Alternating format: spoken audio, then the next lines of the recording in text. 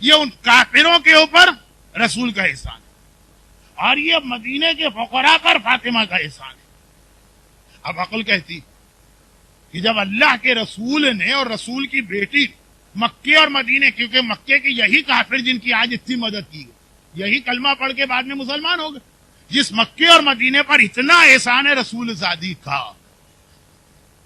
اس کا کتنا احترام ان لوگوں نے کیا، بار بار کہا ہوگا کہ جب ہم کچھ نہ تھے اس وقت آپ نے واقع کر کے ہمیں پالا۔ آج اگر ہم صاحب اقتدار ہیں، آج اگر ہماری اچھی حالت، تو آپ کے احسان کو کم از کم اتنا تو یاد کریں کہ اگر آپ کو کچھ نہ دیں تو کم سے کم آپ کا وہ احترام تو رہے۔ جو میں نے 2 دن پہلے جملہ کہا، فاطمہ کو اس سے اتنی تکلیف نہیں پہنچی کہ میرا گھر جلا دیا گیا، یقیناً بڑی مصیبت، اس سے اتنی تکلیف نہیں پہنچی۔ اتنی کے لفظ پہ توجہ دیجیے گا، بعد میں غلط فہمی نہ۔ فاطمہ کو اس سے اتنی تکلیف نہ پہنچی کہ میرے پہلو پہ کوڑا مارا گیا، فاطمہ کو اس سے اتنی تکلیف نہ پہنچی میرا بیٹا محسن ماں کے پیٹ میں شہید کر دیا گیا۔ فاطمہ کو جو تکلیف زیادہ پہنچی وہ 2 جملوں سے۔ پہلا جملہ یہ ہے کہ رسول کی بیٹی، ہم آپ کو سچا سمجھتے ہی نہیں، آپ دولت دنیا کے لیے جھوٹا دعویٰ کر رہی ہیں۔ جو شادی کا لباس شادی کی صبح اپنے بدن سے اتار کے غریب کو دے دے، اس سے کہا جائے کہ آپ صدیقہ ہیں ہی نہیں۔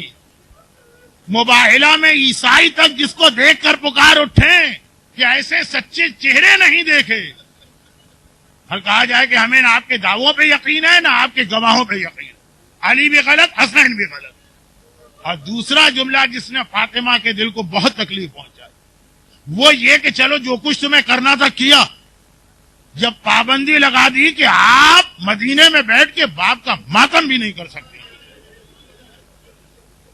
یہاں تو کچھ مانگ بھی نہیں رہی، چلے وہاں تو تھا کہ فدق کا مطالبہ تو کیا نا، کم ماتم بھی نہیں کرنے دیں گے۔ بیت الحزن کے علاوہ آپ مفاتیح الجناح میں شیخ عباس قمی نے جہاں شہدائے احد کی زیارت لکھی، وہاں یہ جملہ لکھا ہے کہ عمر ابن لبید انصاری کہتا کہ احد جو زمانے میں جنگل تھا بہت دور، میں ویسے ہی گزر رہا تھا، دیکھا کہ قبر حمزہ پر فاطمہ بیٹھی ہوئی گریا کر رہی ہیں، ایک جملہ میرے کان میں پڑا، میں نے کان بند کر دی، نامحرم، لیکن کہا کہ شہزادی آپ ایسا گریا کر رہی ہیں جس نے میرے کلیجے کی، جس نے میرے دل کی رگوں کو کاٹ کے رکھ دیا۔ کہا کہ اے عمر، اگر مجھے مدینے میں اپنے بابا کا ماتم نہ کرنے دیا گیا تو کیا میں اتنا حق بھی نہیں رکھتی ہوں کہ ویرانے میں آ کر اپنے دادا کی قبر پہ ماتم نہ کروں؟ فاطمہ کو جو زیادہ تکلیف پہنچائی، جس کے لیے میں نے بطور دلیل بھی ایک جملہ کہا تھا کہ فاطمہ نے کسی مصائب پہ وہ بات نہیں کہی جو اس دن کہی جس دن ماتم سے روکا گیا، جب میں بابا سے ملوں گی تو پہلی فریاد کوڑے کی کروں گی، محسن کی کروں گی، پہلوئے شکستہ کی کروں گی، جلے ہوئے دروازے نہیں، پہلی فریاد کروں گی بابا، امت نے آپ کی بیٹی کو باپ کا ماتم بھی نہ کرنے دیا۔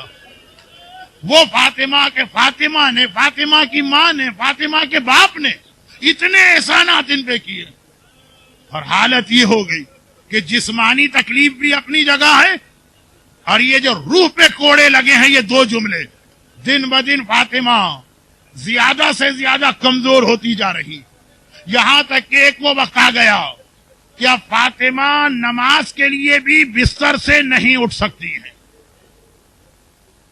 دیکھیے، اس سے پہلے وہ وقت آیا تھا کہ اب فاطمہ بیت الحزن بھی نہیں جا سکتی، لیکن حجرے میں نماز پڑھتی تھی۔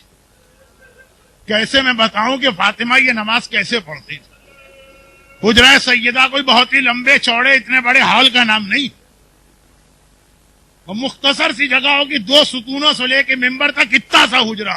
وقت نماز آتا ہے، فاطمہ مصلی کی جانب چلتی ہیں، مگر اس طرح چلتی ہیں کہ ایک ہاتھ دیوار پر ہے، دوسرے ہاتھ سے ٹوٹی ہوئی پسلیوں کو سنبھالا،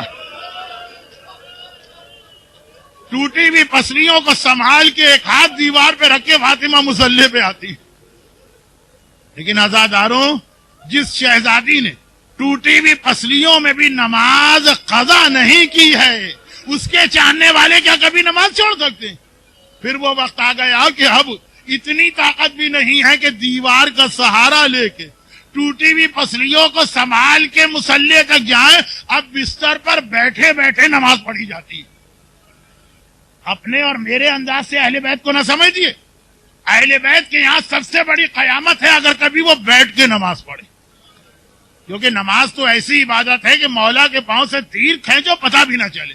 ارے فاطمہ تو خیر فاطمہ ہے, زینب اگر سنت نماز زندان شام میں بیٹھ کے پڑھ رہی ہیں تو سجاد کو یقین نہ آیا پھوپھی اماں آپ نے تو شام غریبہ بھی کھڑے ہو کے نماز پڑھی تھی. وہ سنت نماز تھی, یہ واجب نماز ہے. وہ زینب تھی جو معصومہ صغرا ہیں, یہ صاحب عصمت کبریٰ ہیں. کیا حالت تھی فاطمہ کی کہ واجب نماز کے لیے کھڑے ہونے کی طاقت نہ رہی, یہاں تک کہ آج کی رات آ گئی. آپ ہمارے لیے کوئی غم کی رات ہے لیکن ہم نہیں سمجھ پائیں گے آج کی رات کو. یا حسن سے پوچھئے, یا حسین سے پوچھئے, یا زینب سے پوچھئے, یا کلثوم سے پوچھئے. آج کی رات عشاء کی نماز تک فاطمہ کے بدن میں اتنی طاقت نہیں ہے, بستر پر بیٹھے بیٹھے نماز پڑھ رہی. مولا گھر میں ہیں, فاطمہ کے بستر کے برابر بیٹھے. فجر کی نماز کی اذان آئی, مولا صرف نماز پڑھنے مسجد میں گئے, اور جب واپس آئے تو کیا منظر دیکھا. جو عشاء کی نماز کے وقت بھی طاقت نہ تھی, وہ فاطمہ چکی پیس کر فارغ ہوئی, کپڑے دھو کے فارغ ہوئی, کھانا تیار ہو رہا. ارے جس کے بدن میں خالی مصلی پر کھڑا ہونے کی طاقت نہیں ہے, گھبرا کے کہا بنت رسول اس کمزوری میں اتنے کام. ابو الحسن نماز سے ایک لمحے پہلے میری آنکھ لگی, خواب میں نے دیکھا میرا بابا میرے پاس آیا, اور خالی بابا نہیں آیا, آج تو اماں خدیجہ بھی ساتھ میں ہے. میں نے بابا کو سلام کر کے فریاد کی. اب یہ نہیں ہے روایت میں کیا فریاد کی, لیکن میرا دل کہتا ہے کیا فریاد کی ہوگی. ضرور کہا ہوگا بابا میرا سلام لو, اور صبت علیہ مصائب لو انہا صبت علیہ میں سرنا لیا. بابا تیرے بعد تیری بیٹی نے اتنی مصیبتیں برداشت کی کہ روزے روشن تاریک راتوں میں بدل جاتے. بابا نے کہا بیٹی گھبراؤ نہیں, آج ہم تمہیں لینے آئے ہیں, چلنے کی تیاری کرو. ابو الحسن میرا بابا مجھے لینے آیا ہے, مجھے ڈر ہے کہ ایسا نہ ہو لوگ میرا غم کرنے لگے, میرے حسنین کے لیے کوئی کپڑے دھونے والا نہ ہو, کھانا پکانے والا نہ ہو, سارے کام میں اپنے ہاتھ سے کر کے جا رہی. مولا نے سنا ایک تو علم امامت, پھر یہ جملہ اتنا واضح کہ آپ سمجھ گئے. مولا سمجھ گئے کہ سیدہ کیا کہہ رہی ہیں. گھبرا کے اسما بنت امیس سے کہا اسما یہ وقت تو حسن حسین کو یہاں ہونا چاہیے, کہاں ہیں. کہا مولا روزانہ تو آپ نماز کے بعد یہودی کے باغ میں چلے جاتے ہیں, حسنین کا تو طریقہ یہی ہے, فجر کے بعد سے جو نانا کی قبر پہ بیٹھتے ہیں تو ظہر کے قریب آتے ہیں, بس علی جلدی سے گھر کا دروازہ کھول کے چلے. اور ادھر فاطمہ حجرے میں گئی, چادر اوڑھی, اسما اب کوئی میرے حجرے میں نہ آئے, مجھ سے بات نہ کرے, اور ادھر حجرے کا دروازہ بند کیا, ادھر گھر کا دروازہ کھولا. حسن حسین گھبرائے آئے. اسما ہماری ماں کہاں ہے جو اس وقت صحن میں بیٹھتی ہیں. گھبرا کے اسما نے کہا لیکن شہزادوں تم اتنے جلدی کیسے آ گئے, تم تو ظہر کے قریب آتے ہو. کہا آج بھی ہم گئے تھے, نانا کو سلام کیا تھا, نانا نے جواب دے کے کہا حسن حسین آج یہاں بیٹھنے کا وقت نہیں ہے, اماں کو الوداعی سلام کر لو, تمہاری ماں دنیا سے جا رہی. نانا نے بھجوایا, اماں کہاں. اسما نے ہاتھ جوڑے, مجھے اجازت نہیں ہے, لیکن میری شہزادی حجرے میں ہے. دونوں شہزادے حجرے میں آئے. بات کو مختصر کروں, حسن بڑا بیٹا ہے, بڑے بیٹے ذرا سے زیادہ سنجیدہ ہوتے ہیں, ماں کے پائتی جا کے بیٹھ گئے. حسین چھوٹا بیٹا ہے, ماں کے قریب آیا, ایک بار کہا اماں میرا سلام لو, کوئی جواب نہیں ہے. دوبارہ کہا سلام لو, جب تیسری بار بھی جواب نہ ملا, حسین نے سر سے امامہ اتارا, دونوں ہاتھوں سے سر پیٹا. اماں یہ کون سا دن آ گیا, تیرا حسین سلام کرے اور تو سلام کا جواب نہ دے, اور غش کھا کے گر پڑے. اسما صحن میں ہے, دیکھا کہ دروازہ دوبارہ کھلا گھر کا. مولا گھبرائے اسما میرا حسن حسین تو یہاں نہیں آیا. اسما نے کہا لیکن مولا اتنے پریشان کیوں ہیں. کہا میں قبر رسول پہ گیا, نہ حسن تھے نہ حسین تھے. میں نے پیغمبر کو پکارا، رسول نے کوئی جواب نہ دیا۔ جبرائیل نے کہا اے ابو الحسن جا کے حسین کو تسلی دو، حسین کے رونے سے فاطمہ رو رہی ہے، فاطمہ کے رونے سے رسول خدا کش کھا کے گر پڑے ہیں، حسین کو تسلی دو۔ میرا حسین تو نہیں آیا۔ اسما نے کہا آقا حجرے میں ہے۔ بہرحال بات بہت مختصر کرتا ہوں، مولا گئے، بچوں کو تسلی دے کے باہر نکالا، میں تمہاری ماں کو غسل میت دے دوں؟ اور زینب کہتی ہیں میں نے بابا کے رونے کی آواز سنی۔ غسل خانے میں کون روتا ہے؟ جب غسل خانے کا دروازہ کھلا، علی نے کہا آؤ اپنی ماں کو آخری بار دیکھ لو۔ زینب نے گھبرا کے کہا بابا مگر آپ غسل میت میں کیوں رو رہے تھے؟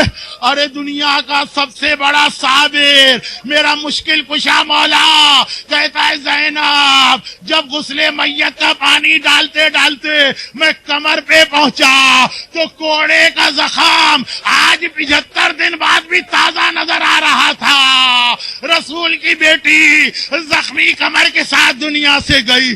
مگر عزادارو آخری جملہ ضرور سننا، اور ادھر دیکھیے زینب اور علی بات کر رہے، حسین ماں کے سرہانے پہنچے، اب نہ سلام کیا، نہ کوئی فریاد کی، نہ سر کو پیٹا، ہاتھوں کا پیالہ بنایا، ماں کا چہرہ کفن میں نظر آ رہا ہے، اپنے ہاتھوں میں لیا، ایک بار آسمان کو دیکھا، ایک جملہ کا واہ غربتا، ارے میں غریب الوطن ہو گیا، ارے میں اکیلا رہ گیا، ارے میں تنہا رہ گیا۔ بھائی اتنا کہنا تھا، بندے کفن ٹوٹے، فاطمہ کے ہاتھ کفن سے باہر آئے، حسین کو سینے سے لپٹایا، اے میرے لال ماں تیری غربت کی فریاد نہیں سن سکتی، ارے میرا حسین۔ ہاتھ جوڑ کر ایک جملہ کہوں شہزادی، آج تو پھر بھی شہر مدینہ ہے، حجرے کے اندر ہے، علی جیسا بابا ہے، حسن جیسا بھیا ہے، تب بھی آپ حسین کی فریاد نہ سن سکی۔ ارے کل آئیے عصر عاشور ہے، حسین واقعاً اکیلا رہ گیا، نہ عباس ہے نہ علی اکبر، وہ ذوالجناح سے گر رہا، مدینے میں کفن سے ہاتھ نکال کے حسین کو سنبھالنے والی، آئیے جلتی ریتی پہ بیٹھیے، یہ آپ کا لال، یہ آپ کا حسین۔ برحمتك يا أرحم الراحمين وصلى الله على محمد وآله الطاهرين